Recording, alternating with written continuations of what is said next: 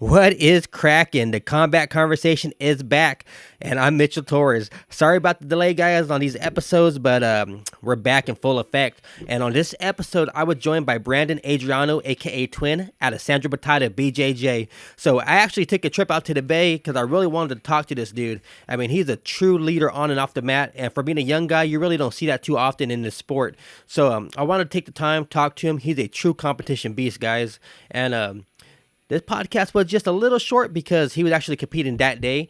So, like I said, this dude is a monster on and off the mat. And just thank you guys so much for letting me be there. Thank you for the interview. And I guys hope you enjoyed this conversation because I sure did. Thank you, Brandon.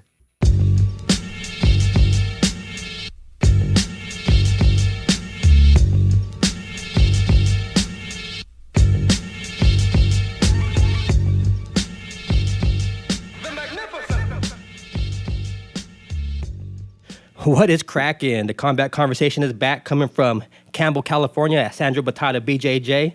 I'm here with Brandon Adriano, aka Twin. What's going on, bro? Not much, Mitchell. Just got a little training session in before on the pod. I just want to thank you for having me on here, man. Oh, yeah, no, man. I appreciate you coming on, man. You guys roll hard, bro. I'm gonna tell you right now, some pressure, man. Some pressure. I got hit with I call it the mirror move because I got back-to-back bow and arrowed. So this happened before, man. This happened before. So what's going on, dude? Yeah, just get some training in. I compete today in the BJJ Tour at 3:30, my first purple belt tournament. Is that Livermore? Yeah, it's in Livermore, Las cool, Positas, yeah. Damn, dude. First purple belt tournament. That's tight, dude. How do you feel? I mean, I'm not gonna lie, I feel nervous. You know, it's a whole nother level. Right. But I know I got to get some tournaments in before Worlds. You can't just jump in Right. there. You know, nothing behind you. So yeah, just ready. Well, here's a little boost of confidence. The way you roll, dude, you have nothing to worry about, dude. Appreciate it, man. Yeah, it's crazy, dude. So I wanted to have you on because I see you at the tournaments. You're out there representing. My friend Jesse says you're the man out here. You know, you're holding it down.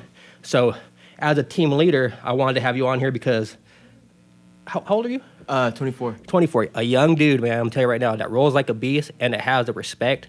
That's the kind of people I look for to have on the show, you know, a stand-up person in the game of Brazilian Jiu-Jitsu. We don't see that too much with younger dudes, you know? Yeah, I appreciate that, man.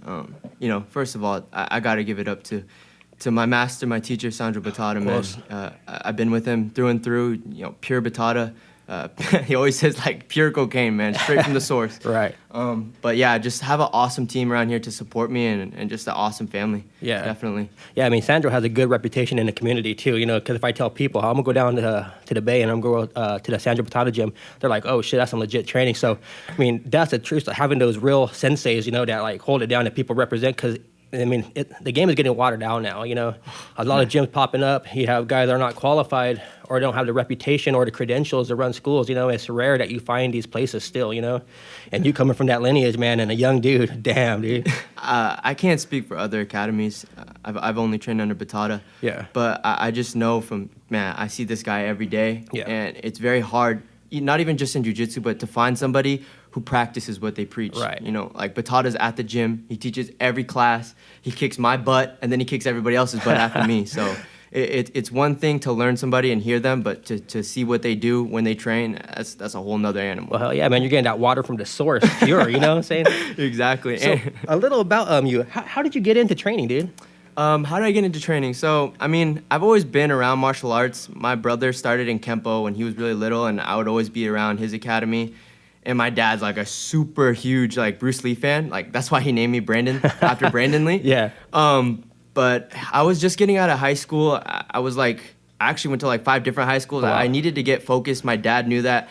I literally typed in Campbell Family Jiu-Jitsu and then Batata popped up. Wow. And he was the first gym we walked into, and my dad met with him and we just hit it off. You know, especially me being a family-oriented person, and I just got into it. I got my butt whooped the first day, and I was like, I want to get better at this. How many years ago was this? This was over 6 years ago. Wow. Yeah. Man. So that's some mat time. Some people don't understand 6 years of training. You know, people don't. I mean, I see guys come in all the time that I barely started training, but 6 years for the average guy that does jiu-jitsu right now is a long time, dude. And at a young age, 6 years is damn. You know, Yeah. People got problems out there. Let me tell you. So what was it like? You come in, you get your butt whooped. What makes you stay? Oh man, it was actually really funny because when I came in, I really, really wanted to. I was a young bull. I just wanted to test the waters, and there was a guy here named OC kept triangling me, and I was like, man, what is this? And Batata looks at me, he's like, hey, you a wrestler? I'm like, no, I'm not a wrestler. Man, keep training. And there was just like this note on the wall for a US Open. Yeah. And I was like, man, I was literally 3 weeks in, and I was like, Batata, I've been training, you know, only 3 weeks, but is it cool if I do this tournament? Man, it's up to you if you want to get your butt whooped. Bro, I joined. Man, like 30 seconds in, I got Ezekiel. Oh shit. But One and done. But that adrenaline, man, Yeah. that I felt in the tournament, you can either do two things. You can either walk away, Yeah. or you can say, dude, I don't want to get my butt whooped like this anymore. So Exactly. I ended up signing up with Privates for Batata, and I was just completely hooked. I think it was the competition and just the vibe that I would get support from Batata. Right. Yeah. Oh, nothing like that, dude. You know, you're going to war with your general, like supporting you, like go. You know? Exactly. And you're just like, man, I barely got a belt on. I'm gonna go walk out there. For sure, man. I try to tell a lot of guys, especially newer guys, I don't care how old, but get on that mat one time and get that feeling. See if it's for you, you know, because the way I kind of train jiu-jitsu, I train them a little more like it's realistic, you know, like that's a war, dude. You know, you have to bring your A game, you know, or just try to bring your A game, you know. Oh man, like I don't know how many times, and there's nothing wrong with beating bolos or stuff like that, but one thing Batata has always instilled with me is bring what you bring to the mats, what you would bring to the street. Yeah, exactly. You know, and that pressure is something that you're gonna use. You don't want to give anybody space when you're in a self-defense situation or just somebody who wants to come in and kick your butt, you know? Yeah, that's the way I compete too. I go in there and I'm straightforward. I get my solid position and I just start elevating it. I never do anything fancy. I'm like like the last tournament I did, I was boring, dude. But I got the dub, you know what I'm saying? Exactly. It was like I was kind of embarrassed, like, yeah, but you know, I did what worked in the situation to isolate my opponent and get the win, you know? So yeah, I mean, real life jiu-jitsu for the streets, I think is important. Because it's a martial art, it's a fight, you know? Yeah. Then bringing that fight to the mat is very important. Yeah, for sure. And another thing too, like obviously on the ground, but also stand up as well. Yeah. We train a lot of stand up. Batata has a judo background. Right. Was wrestling in the Stanford Stanford practice team for wrestling. So we were able to exchange and be tough on the bottom as well. Yeah, man, that's an overlooked thing, stand-up. A lot of people don't like doing stand-up, you know? I do it. Right now, my knee's a little wobbly, so I'm sitting down more, but I try to do stand-up. I try to do a lot of stand-up passes. I try to do takedowns. My takedowns absolutely suck, but every once in a while, I'll get one, you know? So Yeah. I just got to... It all starts from the feet, you know? And then wherever it goes, it goes. So, sorry to cut you off, but... So, you come in here, you start doing your first tournament, and then what drives you to keep going? How was that feeling? Oh man, that feeling. Well, here's the story: is man, the first 20 tournaments that I competed in, I didn't win one. Wow. And like, there's something about me where, when I achieve something, I feel like, okay, good, I'm done. So if I won one of those 20 tournaments, bro, maybe I wouldn't be standing here with you. Right. But it was just something like, man, I want to get better at this. I need to get better at this because, to be honest, I felt like in my life I didn't have much to say for myself. So I just dedicated my time to just being a better competitor and trying to be a martial artist and encompass that. And also another thing too was, bro, I was like 175 at that time. Oh, shit. So it was also health-wise, I was feeling so much better, you know. But What do you compete at? What weight do you compete at? now I light feathers, what I compete at. That's like 150? 141.5. Oh, okay. Wow, dude. Yeah. Dang. So that's 30 pounds. That's young man weight, too. So that ain't much, dude. Yeah. Holy shit. Crazy. Yeah. So first 20 matches, you don't win. You have that itch, and you just keep going. Keep going, man. And obviously, it's having like supportive people here. You know, they see who's pushing hard and just be like, let you know, bro, keep competing, keep representing you. Thank you. And it's also that team spirit that kept me going. Like, dude, I'm a part of something. You know? Yeah, that's important. Yeah, and I finally I think it was in a tournament in Santa Cruz where I finally was able to pull something off. But even after that work that you dedicate in, you're like, man, I'm not gonna give that up. You know, Right. I'm gonna keep on stepping forward. Nice. But yeah, for sure, man. So, when did you get? How did it feel for your first blue belt when you got promoted to blue belt? Because that's a compliment within itself, you know. The blue belt. That means you're in it. Bro, yeah, that was like, it's tough to say I didn't look forward to it, but Yeah. like achieving your blue belt, especially from Batata, who I saw people like waiting a long time for. I can't say I wasn't looking forward to it, but when I did, man, I got it in front of Gordo, Batata's Yes. teacher. Wow. And man, it was nuts, man. To be awarded a blue belt under Batata in front of his teacher was like, that is easily one of the greatest things that's happened to me. Obviously, aside from I'm about to have a kid, but Wow. man, like on top of that, the next day, Half and Gordo was here to roll. Wow. On my first day as a blue belt. Like I remember walking in, Batat was looking at me, hey bro, you ready? I'm like, yeah, I know, it's my first day. No, Half's coming. Oh, and Gordo. shit. I'm like, oh shoot, Damn, yeah. you got the enforcers in the house. Exactly. Shit, dude. Yeah, man. But yeah, it was like a lot of dedication and to pay off from getting it from Batata, there's just no other feeling, man. There's no other feeling. That's incredible, dude. That's so fucking good, dude. So now you're winning. You're starting to win. Now you're putting the tools together. What's changing in that situation?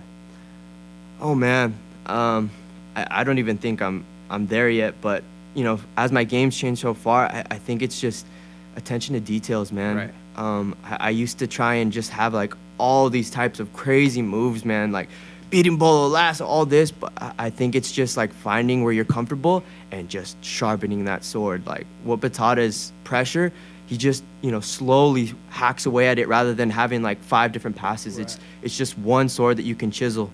And yeah, it's just mat time, man. The mats don't lie. I could tell that pressure, dude. That pressure there was no fat in it. Slowly shutting everything down to a point where you just can't do shit. Like people say, like, how do you get out of this position? Sometimes you just can't get out when the dude has it right. You know, you're done. You're over. You know, and that pressure, I seen it firsthand, man. I'm gonna tell you, man. For 150, going into a tournament today, 150 pound, felt like I had a 230 pound dude on me. I'm like, shit. That's crazy, dude. I feel this pressure from Batata like at least 2-3 times a week, and man, like Batata himself is a small person, but bro, my face is exfoliated from the pressure. I have a nice just 300 pounds on me. It like I said, I learned from example, man. So it's 6 days a week here you train? 6 days a week. Wow, Have to take dude. off Sunday, man. Yeah, train in the mornings, take a break, come back in the afternoon with Batata. 2 days. Yeah, 2 days for sure. Damn. Sometimes 3. Yeah. Damn, incredible, dude. Yeah. That's nuts. And it's tiring, but it's rewarding, man. Because when I say it 3 times a day, sometimes it's not training. It's literally just seeing Batata teach. Yeah, just soaking it in. And I think that's a whole different aspect that I think is so important in jiu-jitsu. It's learning how to compete, but also learning how to give what you've learned, man. And Batata is a great competitor, but I honestly think he's an even better teacher. Wow, that's a compliment in itself. Because there's a lot of good competitors out there. But having the skill to teach is something on a different level, you know? Exactly. Because you're building people up, you know? And like I always tell this, a good instructor is like a father figure in a sense that he's leading by example, you know? And a lot of gyms that don't have that, a father figure example, you know? And like with me at Casio, it's like you see how you should be as a person and as a competitor, you know? You need that mix, you know? A family man with the drive to fight, you know? Oh man, I agree with you 100%, and that's that, like that old school, or that's antigas. Yeah. You know, like just seeing that inspiration from your instructor. That's how you know you're in the right academy and you have somebody to look forward, to learn from. But yeah, man. So those old school. Besides jiu-jitsu, what else do you got going on? You're like, what do you do besides jiu-jitsu? Because jiu-jitsu is, 3 times a day, that's a lot. Yeah. I go to San Jose State University. For that, honestly, jiu-jitsu is my life. That's what I want to do. No other hobbies, just. I do hockey. I play hockey as well. That's after when I need to relax. That's my release. How funny! Another aggressive sport, man. Yeah, takes man. competition. Oh man, for sure. Yeah. When I seen a picture of you at the hockey job, I go, man, don't tell me he's putting hockey pads on just to go get in a fight out there. No, man. Bro, actually, that's a funny story, man. My brother trains jiu-jitsu as well, and my brother-in-law trains jiu-jitsu. But me and my brother both play on the same hockey team. Oh shit! Man, like one of the moments that hooked me to jiu-jitsu was this guy checked my brother in the back of the head with the stick. Oh shit! And this guy was maybe like 6'2", 6'3", and I walked up, to the situation, and my brother was on the ground because he got hit in the back of the head. I looked at the guy, I faked a right hook. The guy kind of flinched, and I double-legged him. Like, super blast double, and just held him down. Everybody was flipping out on the sides. Man, it was that was like, I called Batata after, like, Batata, man, this jiu-jitsu thing works, man.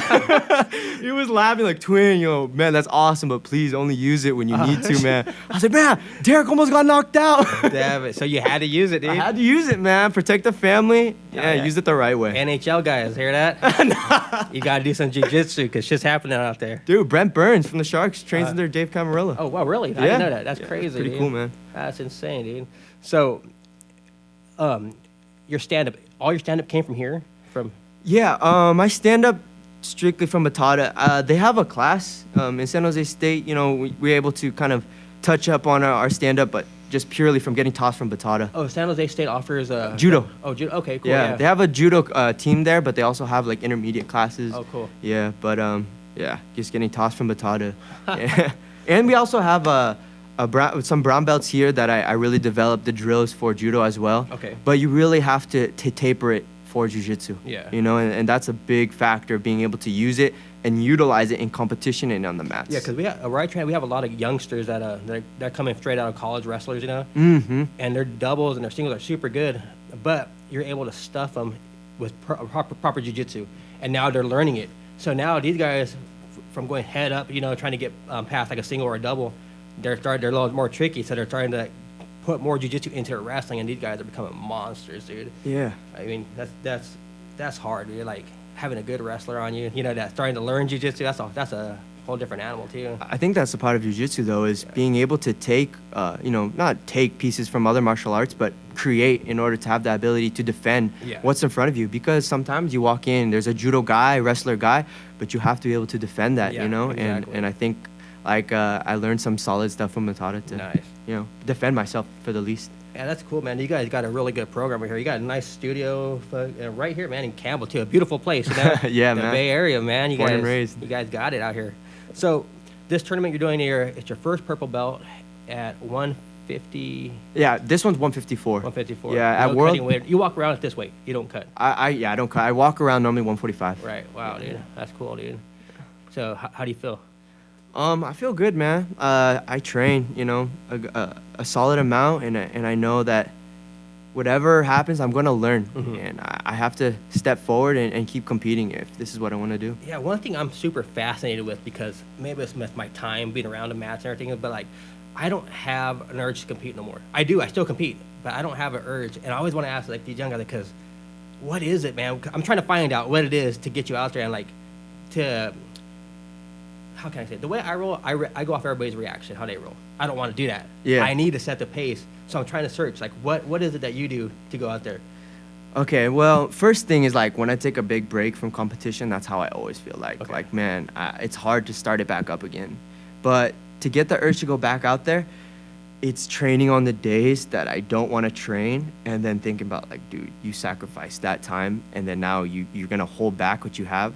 And then I look back at my teammates who sacrificed the time to give me that training, like Jesse, you know, because all these guys at Sandro Batata, and I'm just like, dude, I really owe it to them to step forward and represent, because some of these guys have full-time jobs, and yet they're still banging, going 100% with me, you know, and I give the same back to them. But it's that spirit that we have when I look at my teammates, and then also the dedication that you put in. And it's like, once I get that competitive edge to start competing, then I'm like, okay, this is what I want to get better at, you know? You should have seen me at Naga, dude. I was yawning before my match. Man. I was horrible. I didn't warm up. I didn't do nothing. I was like, let's just let the dice roll and see what happens, you know? But, yeah, man, I need that fire in me, you know? Maybe I'm just getting old, dude. Another thing, too, is like, I feel uncomfortable sometimes at tournaments, but, man, it's like finding, like, a constant – when you compete, like, man, when I step on the mats, I step forward with my right leg.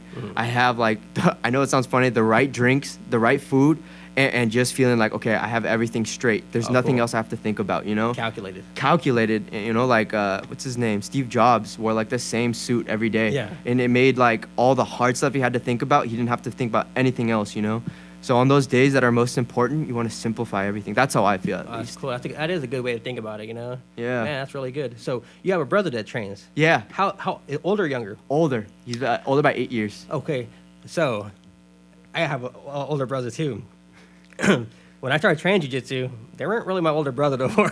Exactly. Man. So what is it like? Because you guys both train, so. I have an older brother and another older brother who's my brother-in-law. Man, like, even as I have my purple belt anymore, man, forget about the purple belt. Forget about whatever you are, man. It's just porrada, man. Yeah. Like, yeah. Is it constant wrestling at the house, family functions? Let Let me show you something I learned.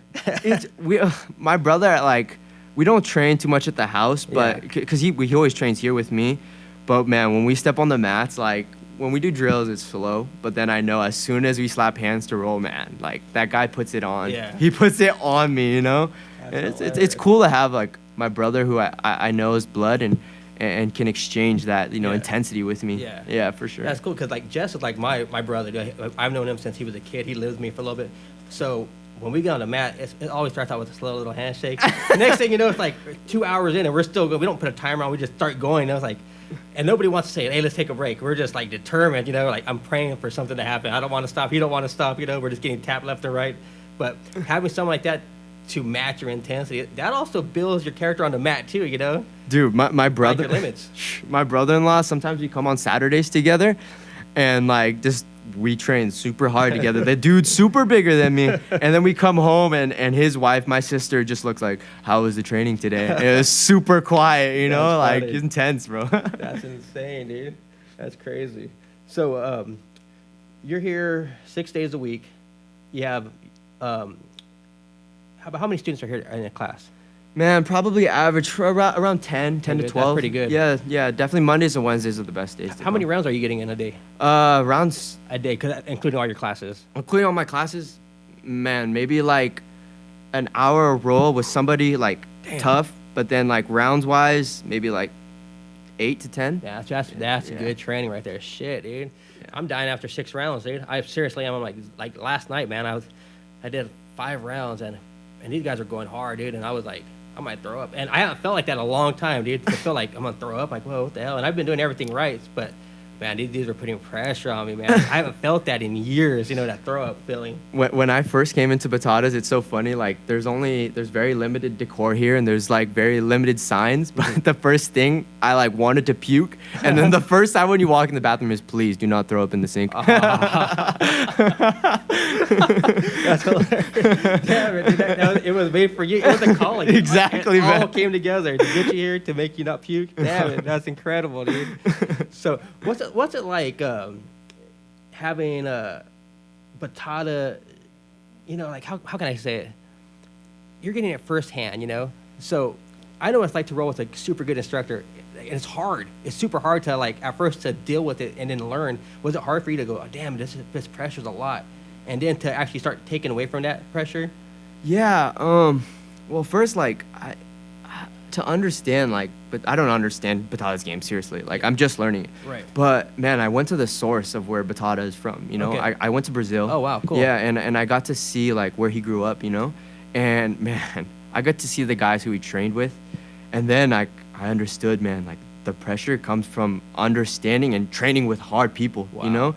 So, like, trying to get that same kind of style and just that old school, that pressão, it just comes from that time and training with beasts, man. That's so cool that you got to go over there, though. You know, that is incredible. What was it like when you went down there? How did you feel stepping onto the soil?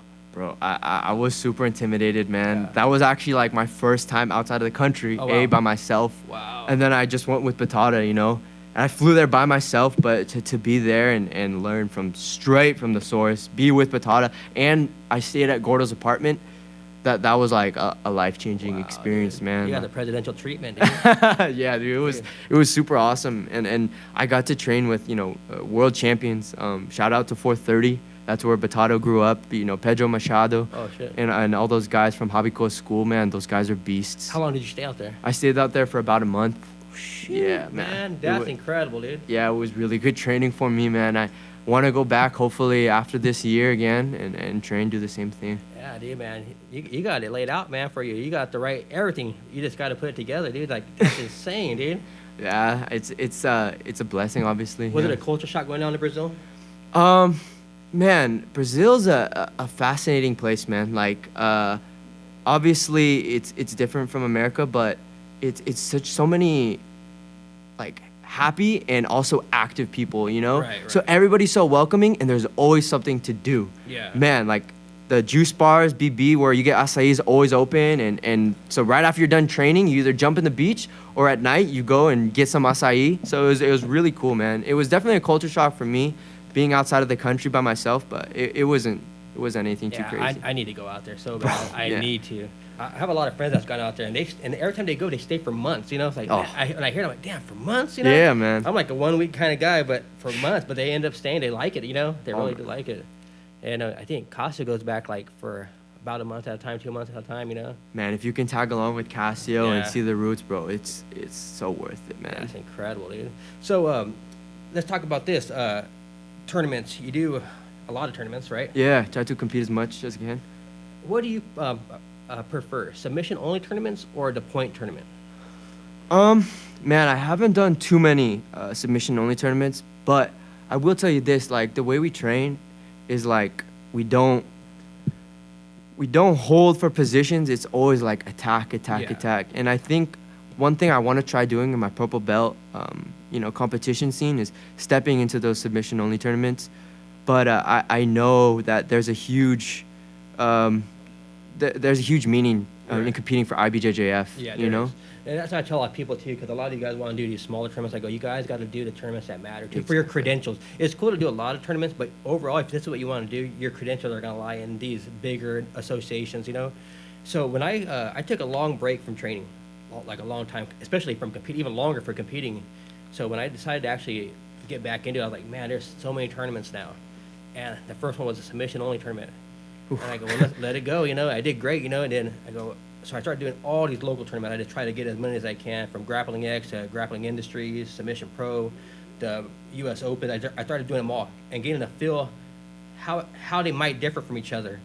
But then the one thing I realized was that my jiu-jitsu never changed for any of the tournaments, you know? Yep. Everything that I did in a point-based tournament, I did in a submission tournament.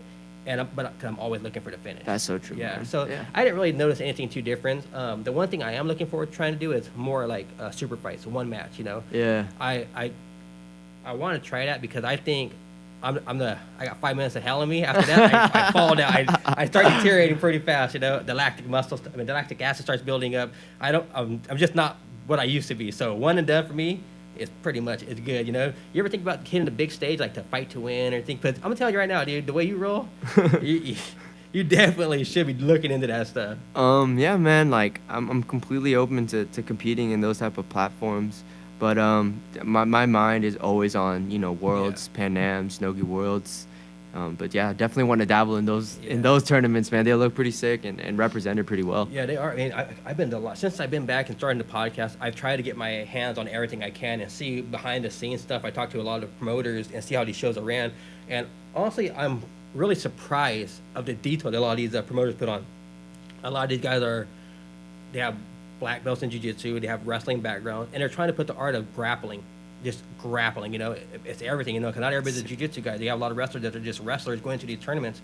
And I'm like, okay, I see what they're doing. I like it, you know, but it's going to take time for them to even get to the same tier as an IBJJF or even a BJJ tour. It's going to take time to get there, you know? Yeah. But they're going to get there because these tournaments are packed. Dude. Oh, man. They're packed. I mean, for me, I'm like a higher weight bracket, and I'm going to start doing masters. I'm going to suck it up and do a master's, whatever I'm supposed to be at. Yeah. I keep trying to go younger. I'm like, I can't do this no more. Bro, props to you, But man. I still get like 6 or 7 matches in there. I'm like, God damn, that's a lot of matches, you know? For an old man, that's a lot of matches, you know? Man, one of the sickest tournaments to watch, Master Worlds. Oh, yeah, dude. Bro, people go off at the Yeah, dude. It's crazy. Yeah, I was watching Derek from Waz's matches and Casio's matches, and man, there's match after match after match just lined up and going down these rows, you know? Dude. That's like my favorite matches to watch is just like old school matches. Yeah. Like Ricardo Almeida. Oh, man, just he's like bad, dude. sick ADCC matches, you know what I mean? Like that's what I like love to watch. I used to love the old ADC matches because they had a lot of fighters, like college wrestlers that are like actual pro fighters going against top level jiu-jitsu guys, and you see what happens. Yeah, you know, man. I've seen like GSP get freaking flying armbarred, you know? Yeah. Like, come on, that dude is the best fighter in the world. He's getting a flying armbarred, you know? It's crazy, man. Yeah, those days were just like crazy. Yeah, it's pretty nuts, dude. So now, how can I say it? So you got your purple belt. What was that feeling like? Because I'm not gonna lie, dude. I got mine. I was confused. I'm like, what? Is this real life? You know? It's like I wasn't ready for it. Like, well, mentally, I wasn't ready to see it get handed to me. You know? Yeah. How did you take it? Man, I that's some of the same feeling, like to get that from Batata, like that official stamp from Purple Belt, bro. Yeah. That's huge. Like Halfway there, bro. halfway there, man. And that speaks volumes to what your teacher thinks about you as a student. Yeah, because that purple belt is a hard belt to get for a lot of people. You know? A lot of people drop off at blue. Yeah, You know that's what I true. mean? That's always the longest belt, I think, from what I've seen. Yeah. But man, like after getting that from Batata, I feel like not much change, just a bigger target on my back, man. That's Yeah. what I tell people. I go, like, the people ask me, like, how did you change? I go, dude, I just know I have more people gunning for me. Exactly, And man. That's what I know. I go, I'm still the same. My skills are the same. It's just I have dudes coming at me hard now. Exactly. Even man. the white belts are coming at me hard, bro. It's just a bigger target, man. What did they say? The belt only covers 2 inches of your ass. It's true, man. It's true. Because after every round, you lose a little something after every round. Next thing you know, you're like, then you got the hungry white belt waiting for you on your 6th round. Like, let's do this. He sat out 2 matches. Yeah, man. Now I'm learning just how to like hold and chill and just keep on stepping forward rather than scrambling and losing everything. Dude, I don't scramble for shit, dude. I get a good grip and I'll wait it out, dude. Yeah. This is crazy, man. Yeah. So, man, because me and you are in the same boat. We started as like this. We just got these belts, man, and I feel at this point, I feel like I could get to that next level now. I have it in me. I'm in it for the long haul. That's how I feel, you know. And obviously you do because you everything you told me. I'm like, man, this guy, he got it made. He's ready to go to the show. You're gonna get a doctorate, you know. Nah, man. Just blessed, man. Just really thankful. Well, you have a good group, you know. You have a good instructor. You have the right academy. You have the right mindset. You're on the mat. Cause I also think it's very important for people to compete, man. If you want to get to those next levels, compete. Let your jiu-jitsu prove itself, you know. Let people see. Let your peers see what's going on, you know. Yeah, man. I think competition isn't just about medals, man. Yeah. To put everything on the line with that adrenaline and you know that much behind it, it does something for you, you know. And those errors that you commit, you're not gonna forget. Yeah. And like you said, man, it's just stepping on the mats like on a different stage. It means something for your jiu-jitsu. Yeah, I always try to get a lot of the guys to compete, especially if they never come. Come on, let's go together. We'll go as a team, you know. And I try to round up at least 10 Ds for every tournament. Let's go, man. Let's get together. And then I end up yelling at everybody, and people start yelling at me. Like it takes turns, you know, we're just coaching each other and everything. But it's fun, dude. It's hella fun going out there with a team, you know. That's the best. Win or lose, it's fun, and the meals after are even better. Oh man, in and out. You get to start clowning each other, you know, like, man, did you see what you did? You did this, you know. Or if you did good, it's even better. But it's more fun to laugh at the mistakes we made. Like you did all the time in class, you know. I don't think like I can do like a weight cut or yeah, definitely go to like a big tournament without a group of people, man. Yeah, you have to. You just it's something that needs to be said. Like you need to go in there with a group and you need to have eyes that see like, dude, you did this. Yeah. Because there's so much going on, man. There's no way you can remember everything. Hell no. And it's not because the last time I didn't even record no footage. Oh. I didn't even think about it. Yeah. I was just like, all right, here we go. And then I go, man, why didn't I record anything? You know, and that's probably the matches were easier for me.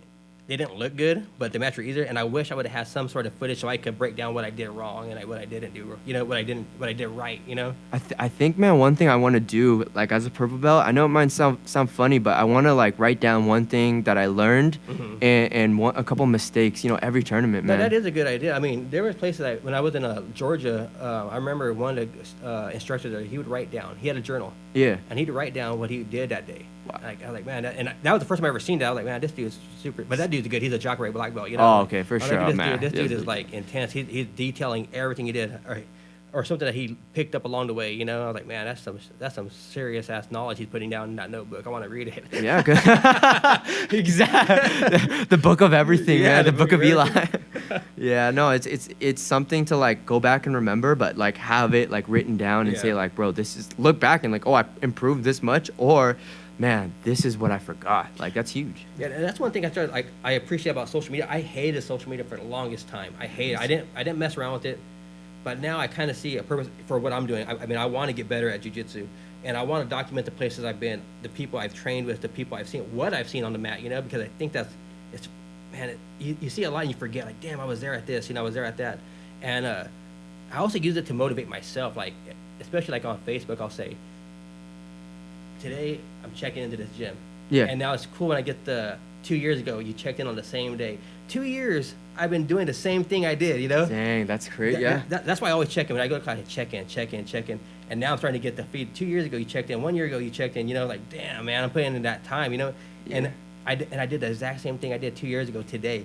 Groundhog Day, man, living that shit over and over. Yeah, just creating that habit, man. Yeah, and I always put it out there, dude. Like, today I'm going to go train. Now I have to. I put it into the universe. I have to do it for myself. I don't want to lie to myself. That's you know, true, man. I don't want to lie to myself, and I don't want to cheat myself. So I have to be there. I have to. That's the way yeah, dude. I need to actually start putting more effort onto the mat too. I mean, I'm there all the time, but I need more effort, especially after rolling with you, dude. I'm like, shit, dude. I'm like, yeah, I got this. Like, oh hell no, this dude just schooled me. Dude, that's a great way to start, man. Yeah. And that's, I think, how like I started too. Is like I started with like 2 dedicated days where like, dude, Yeah. anything can happen in this world, but Mondays and Wednesdays are Yeah. gonna train, and then you add another day and another day, and whatever days. Yeah, I'm at 5 days a week right now. Sometimes 6 if I get 6 day in, I do 6, but 5 days for sure. But I usually do cardio in the morning and then some kettlebells. Then I go to class after my work day. Then get home at 8 o'clock and I eat 2 meals. What's your diet like? Oh man, it depends on what time of year you're asking me. But man, like I also have to make sure that I'm eating. Otherwise, injuries, I don't want them to put me out. But my diet is normally I have 1 breakfast in the morning, which is like oatmeal, and then just have a sandwich probably around 10:30. Mm-hmm. 2 lunches. Yeah, bro, because I'm training. Yeah, you need those calories. Yeah, and then I eat like maybe just some protein at night. That's Oh, wow. it. Yeah. So no meal for in the evening. No, I don't have time in between that wow, time. Because dude. if I train like right between, like 7 o'clock is like the best training for me, because everybody's here and I'll throw up. If Wow. yeah. Yeah, I eat my last meal about 8 o'clock at night after I train, and it's super light. Yeah. My biggest meal is my lunch, and because I know I'm gonna burn those calories off. So I mean, it's not really too bad unless I'm eating a burger. Yeah. But certain times I cut out that carbs. Most of the time I just do high protein foods. And I don't eat enough vegetables, so I probably should add that in. I'm mostly protein, everything. So Oh man. 1 big meal for the calories, and then that's gonna maintain me to my class, and then I might eat afterwards. I might not, but it's not gonna kill me. But I do go like 12 hours without eating after everything. I want to say it's intermediate fasting, but sometimes they have a cup of coffee, and they say if you have coffee, it throws it off, so it doesn't count. Oh man, yeah. I don't know. One of my like staples, honestly, is like having good fats, and I always have like a turkey bacon sandwich, Uh-huh. and like I put some avocado. That's what holds me through, man. That's like a yeah. huge staple. Yeah. Well, especially the avocados have all the good fat. The fat you need, because people need fats. Yeah, for And, sure. Dude, that's great. You take any supplements? I do. I take like the BCAAs and I take like just some post workout. I think it's just like some complex carbs and stuff like that. Yeah. Nothing too crazy. Yeah, I was doing pre-workout because of a little bit of creatine, because I hear creatine is good for your brain, especially. Oh wow, yeah. That's like one of the new reports, and I was doing that for a while, but it's mostly too much caffeine. Yeah. And a little bit of nitric oxide. So maybe the last 2 months I totally cut it out. Feel no difference at all. I'm like, well, I guess I didn't need it. But other than that, I mean, I really don't take any supplements. Everything's based off my diet. Mm-hmm. I do drink those Bang energy drinks, and those things are crack. And everybody knows that I have 2 a day, dude. Oh, I gotta try those Yeah, out, man. Dude, I can't. Now it's like I'm hooked, dude. I have to stop and get one. So Bang energy. If you hear this, Dude, shut hook up. it up. All right, man. You know what, Twin? I'm gonna let you get out of here because man. we're at the 40-minute mark, and I know you have a tournament coming dude, up. yeah. So I appreciate this, bro. Thank you so much for having me out here. Again, I appreciate the roles. I mean, how can people get a hold of you, dude? Yeah, just through Instagram, Brandon Adriano. Hit me up on IG, and then Facebook as well. I have my own Facebook page. And guys, also come down to Sandro Batata out here in Campbell, man. This place is legit. Some really good people out here training and learn a lot. So, that's it, man. Later. Thank you. Today's podcast is brought to you by Royal Star Inc. Custom T-shirts. Hey guys, do you ever go out looking for T-shirts but you can't find what you want? Or maybe you have an idea of something you want to put on the T-shirt? Or does your team not look like a team because you guys are wearing old logos, mismatching, different colors? That's not a good look. But Rudy at Royal Star Inc. got you covered. Hit them up for quality T-shirts, custom designs, fast turnarounds. They look great, they feel great. For sure, you've seen me rocking their gear before, and I'm going to tell you some of the best stuff I have. Follow them on Instagram at Royal Star Inc. Improving our world by improving our community, by improving ourselves. The mission at Redneck Family Jiu-Jitsu is simple yet global in the scope. They provide world-class instruction in Brazilian Jiu-Jitsu and a fun, family-friendly environment. They want to help every student reach their full potential both as an individual and a contributing member to society. It's a fun place, so guys, if you want to get in shape, if you want to challenge yourself, bring your family in, bring your friends in. We'll see you there. Redneck Family Jiu-Jitsu, located at 1801 Kaler Road, Suite 10, right next to In-N-Out. Call 916-771-0525. Ask for Darren. Inspiring musician, future podcasters. If you're looking to jump into this business, look no further than Tony Edelman at the Mystery School Podcast. For your editing, mixing, and mastering needs, get your sound right. He has a cool podcast too, guys, so give it a check. So if you really want to do this and you're looking for the right sound, Tony is the man. Hit him up on Instagram at the Mystery School Podcast. Tell him Mitchell sent you.